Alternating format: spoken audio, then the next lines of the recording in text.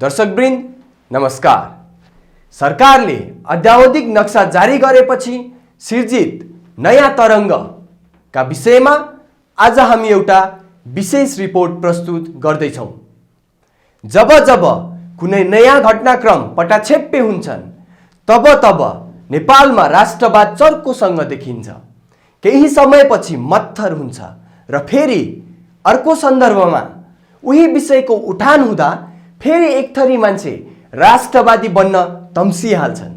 समस्याको जडमा पुग्न वा समाधानको अचूक उपायप्रति न नागरिक न सरकार कसैको लगाव देखिँदैन। अहिले चर्कोसँग उठिरहेको नेपाली भूमि लिपुलेखकै प्रसङ्गमा चर्चा गर्दा पनि यसलाई भिन्न राख्न सकिँदैन। सरकारले अद्यावधिक नक्सा जारी गरेपछि नयाँ तरङ्ग सिर्जित भएको छ।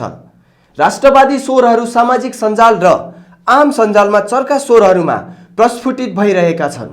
पक्ष र विपक्षमा उर्लिएका स्वरहरूले आम नागरिकहरूलाई तरङ्गित बनाइरहेका छन्। कसैले सुगौली सन्धिलाई आधार मान्नुपर्ने दाबी गरिरहेका छन् भने कतिपयले 1950 को सन्धिलाई बाधक ठानेर खारेज गरिनुपर्ने दाबी गरिरहेका छन्। किनभने यो घटना सन् 1816 मा भएको सुगौली सन्धिसँग जोडिएको छ। नेपालको वर्तमान सिमाना मेची महाकाली 1816 मार्च 4 को सुगौली सन्धिपछि 1816 डिसेम्बर 11 को कोशी नदीदेखि राप्ती नदीका बीचको तराई फिर्ता सम्बन्धी नेपाल बेलायत सहमति र 1860 नोभेम्बर 1 को राप्ती नदीदेखि काली नदीसम्मको तराई फिर्ता सम्बन्धी सन्धिमा भएको व्यवस्था अनुसार कायम भएको हो।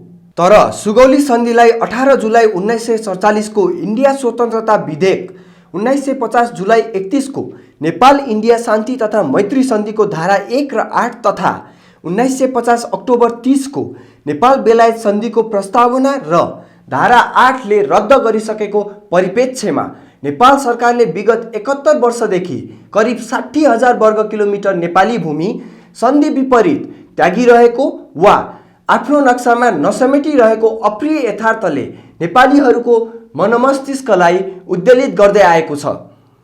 यो विषय संसदको क्षेत्रधारभित्र पर्नुपर्छ र सार्वभौम संसदले यसबारे ठोस निर्णय गरी विगतको गम्भीर भूल सच्याउनुपर्छ।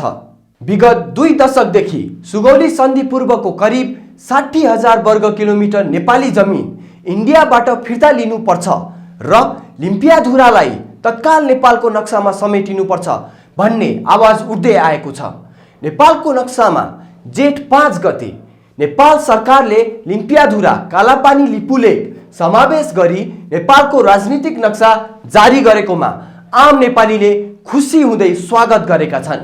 नक्सामा मात्रै होइन, व्यवहारमा पनि उक्त भूमि नेपालको अधीनमा आउनुपर्छ र इन्डियाले अर्धसैनिक बल तत्काल कालापानीबाट हट्नुपर्छ भन्ने आम नेपालीको चाहना रहेको छ।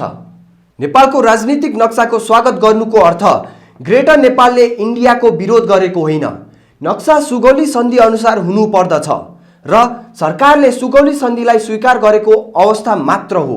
तर नेपाली जनता सुरुदेखि नै सुगौली सन्धिको अस्तित्व समाप्त भइसकेको भन्दै टिस्टादेखि सतलजसम्मको करिब 2,04,917 वर्ग किलोमिटर जमिनको क्षेत्रफल कायम हुनुपर्छ भन्दै आएका छन्।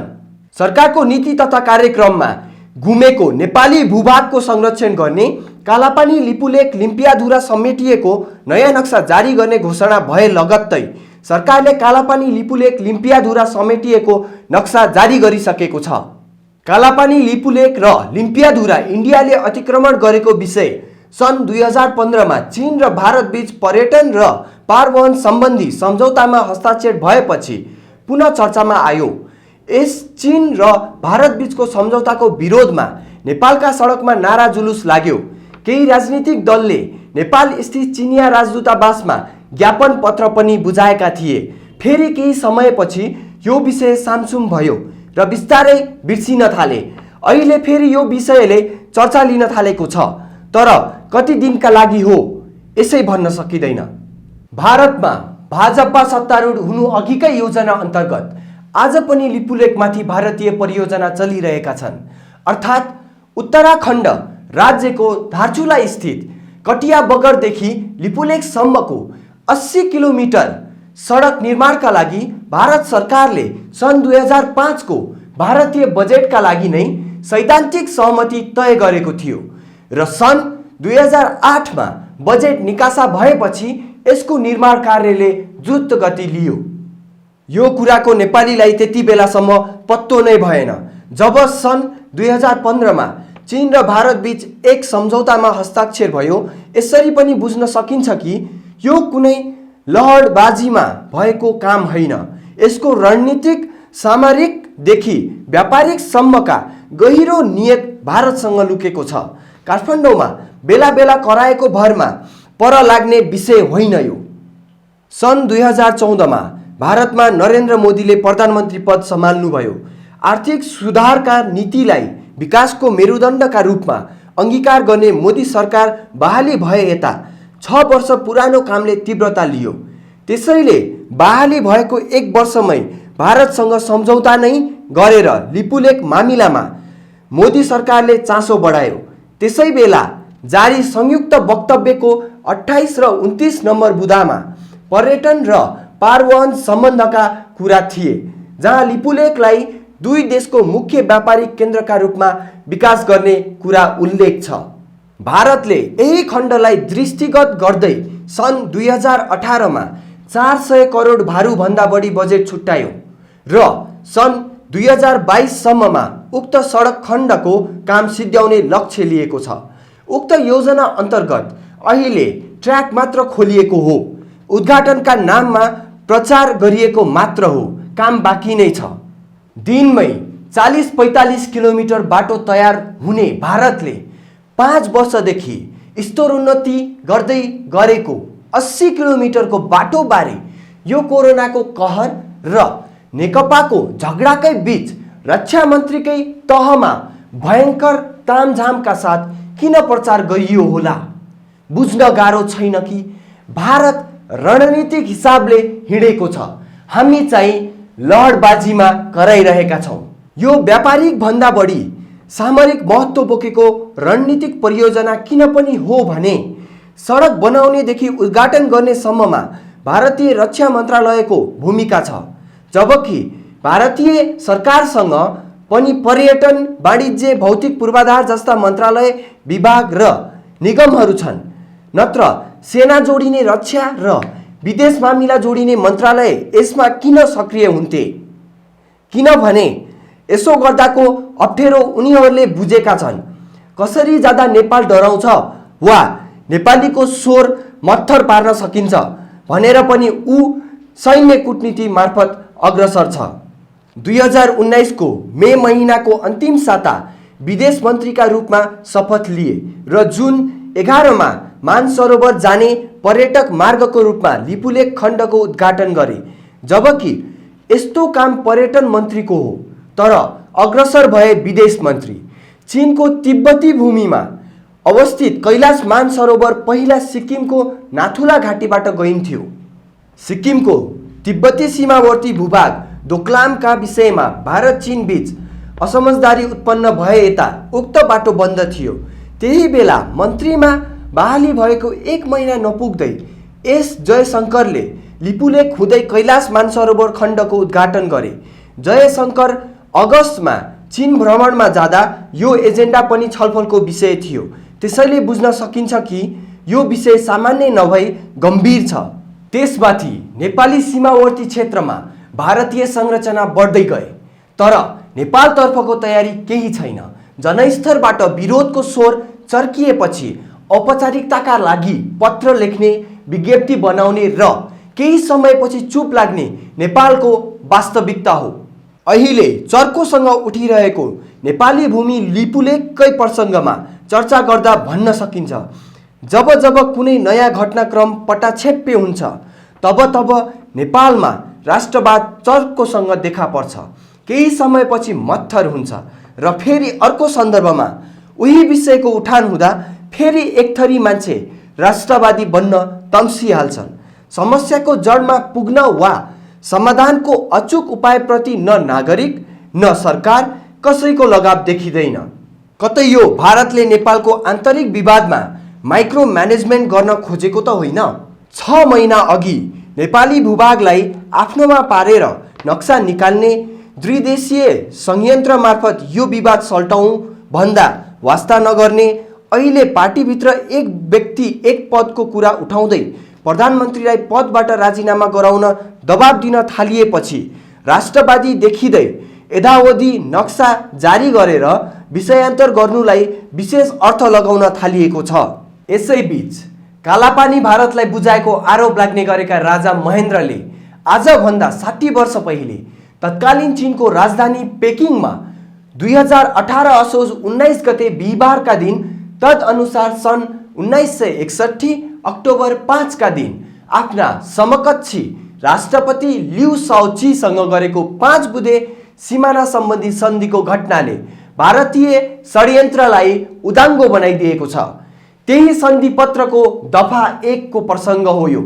चीनसँग भएको सन्धिको बुँदा नम्बर 1 को दफा 1 मा चीन नेपाल सीमारेखा काली नदी, टिङ्कर नदीको पानी ढलो तथा माप्चु कर्णाली नदीका सहायक नदीहरू र टिङ्कर नदीको पानी ढलो सम्मिलित भएको स्थानबाट प्रारम्भ हुन्छ। त्यहाँबाट दक्षिण पूर्वतर्फ टिङ्कर नदी र सेती नदीको पानी ढलो हुँदै न्युमाचिसा लिपुधुरा हिमालको श्रृङ्खला र टिङ्कर लिपुधुरा भन्ज्याङबाट गुज्रिएर उहारी भन्ज्याङतर्फ जान्छ भनेर स्वीकारिएको छ। चीन विरुद्ध दलाई लामाका अनुयायी खम्पा विद्रोहीले नेपाली भूमि मुस्ताङलाई आधार क्षेत्र बनाएर सिआइए र भारतको सहयोगमा छेडेको विद्रोहलाई नेपाली सेनाले दमन गरेपछि त्यसका कमान्डर गे वाङदी सहितको पल्टन भारततर्फ भाग्दै थिए। त्यही बेला नेपाली सेनाले उनलाई लिपुलेकमा घेरा हाल्यो। गे वाङदीहरू 2031 साल भदौ 24 गते टिङ्करमा मारिए। अर्थात् जताबाट पनि यो मामिलामा चीनसँग जोडिएर आउँछ। सन् 1961 मा चीनले नेपाली भूमि भनी स्वीकारेको ठाउँमा चीन विरोधी खम्पाहरू 1974 मा नेपाली सेनाबाट हताहत हुनु सो भूभागमाथि नेपाली स्वामित्वको अकाट्य प्रमाण हो। विगतमा नेपाल र चीनको सद्भाव सहकार्य कस्तो थियो भन्ने यो भन्दा ठोस प्रमाण के हुन सक्छ। नेपाली भूमि मिचेर भारतले सडक निर्माण थालेसँगै आफ्नो सांकेतिक उपस्थिति जनाउन सरकारले सशस्त्र प्रहरी इन्स्पेक्टर निलिबहादुर चन्दको कमान्डमा 23 मे 2020 मा 25 जनाको सानो टुकुडी छाङ्ग्रो पठाइसकेको छ। दार्चुला सदरमुकामको पारीपट्टि भारतीय भूमि दार्चुलामा उताका सेनाको एउटा रेजिमेन्ट छ। अहिले 25 जना सशस्त्र जान लागेको छाङ्ग्रोमाथि भारतीय थल सेनाको 2 company, ITBP Indian Tibet border पुलिसको 4 कम्पनी र एसएसबीको 2 बटालियन गरी झन्डै 3500 अत्याधुनिक हात हतियार सहितका फौजको तैनाथी छ। बन्दोबस्ती, हतियार र गोलीगट्ठा हेर्दा भारतीय फौजसँग अजिङ्गरको र नेपाली सशस्त्रसँग बाख्राको आहारा मात्रै छ। तर देशको आवश्यकता, सीमा रक्षा जस्ता विषयको गम्भीर्यतालाई मनन गर्दै थोरै बन्दोबस्ती नै सही, नेपाली फौज अब अस्थायी रूपमै त्यहाँ बस्ने भएको हो। यसरी 13 मे 2020 बुधबार नेपाली सेनाको MI-17 हेलिकप्टरमा सशस्त्र प्रहरीको डफा त्यहाँ पुगेको हो। 6 महिनाको रासन, हतियार, गोलीगट्ठा, सञ्चार सेट, कन्सोर्टिना वायर, हिमाली ज्याकेट, बुट, टोपी, पन्जा, औषधि सहित काठमाडौँबाट उडेको उक्त टोलीमा 2 दिन तलको पैदल बाटो दार्चुलाबाट सहभागी भएका थिए इन्स्पेक्टर निलिबहादुर चन्द। उनी बैतडीका बासिन्दा हुन्। दार्चुला गुल्ममा थिए। तर कालापानी लिपुलेक क्षेत्रलाई कभर गर्ने गरी पठाएको यो फौज पर्याप्त भने छैन। त्यहाँ सशस्त्रले 160 जनाको गुल्म राख्न पायो भने अरू 4-5 ठाउँमा बीओपी बोर्डर अपरेसन पोस्ट राख्न सक्छ। तर छाङ्ग्रो मात्रै पुग्नु पनि अहिलेका लागि ठुलो विषय बन्ने स्थिति थियो, किनभने त्यो ठाउँ भनेको दार्चुला सदरमुकाम खलङ्गाबाट 103 किलोमिटर दुर्गम सडक छिचोलेर पुग्नुपर्छ। छाङ्ग्रोबाट 135 किलोमिटर माथि टिङ्कर पर्छ। छाङ्ग्रोमै 6 महिना नेपाल प्रहरीको ख श्रेणीको इलाका प्रहरी कार्यालय बस्ने गर्छ। टिङ्कर त्यही ठाउँ हो जहाँ चीन विरोधी खम्पा विद्रोहपछि मुस्ताङबाट 18 दिन लगातार घोडा चढी भागेका कमान्डर गे वाङदीको टोलीलाई शाही सेनाले 2031 साल भाद्र 24 गते गोली हानेर मारेको थियो। वाङदीले त्यस बेला टिङ्कर नाका पार गर्न सकेको भए भारत छिरिसकेका हुन्थे। यो नाका यसकारण पनि चीन र भारत दुवै देशको निम्ति रणनैतिक महत्त्वको छ। छाङ्रुमा भारतीय फौजका अत्याधुनिक भवन छन्। सामरिक महत्त्वका सुविधायुक्त दक्षिणी फौजको अगाडि अहिले सशस्त्र देखिनका लागि मात्रै पुगेको हो, तर त्यहाँ भारतीय फौजकै जस्तो हिउँ छेक्ने हिटिङ सिस्टम सहित गुम्बज आकारको भवन निर्माणका लागि नेपाल सरकारबाट 9 करोड बजेट स्वीकृत भइसकेको छ। छिट्टै नै टेन्डर पनि खुल्दैछ। सो रकमले त्यहाँ 150 जना नेपाली फौज अट्ने घर बन्ने भएको छ। यस्तो भवन बन्न सकेमा हिउँदमा बेसी खलङ्गा झर्नुपर्ने दुःखबाट प्रहरी र सशस्त्रले पार पाउनेछन्। यसबाट सीमा र व्यापारिक नाकाको रूपमा समेत भारतले निर्बाध उपभोग गर्दै आएको त्यो ठाउँमा सामुदायिक प्रहरीको हैसियत सहित नेपाली पक्षले स्थानीय मुद्दा मामिला समेत मिलाउन र राज्य उपस्थितिको अनुभूति दिलाउन सक्छ। भारतीय पक्ष 12 महिना अर्काको भूमिमा बस्न सक्ने, नेपालले 12 जना प्रहरीलाई 6 महिना पनि टिकाउन नसक्ने समस्या स्रोतमा होइन सोचमा देखिन्छ। सरकारले अद्यावधिक नक्सा जारी गरेपछि सिर्जित नयाँ तरङ्गका सन्दर्भमा हामीले प्रस्तुत गरेको रिपोर्टबारे तपाईको कुनै जिज्ञासा भए आफ्नो धारणा प्रतिक्रिया मार्फत जनाउनुहोला। धन्यवाद।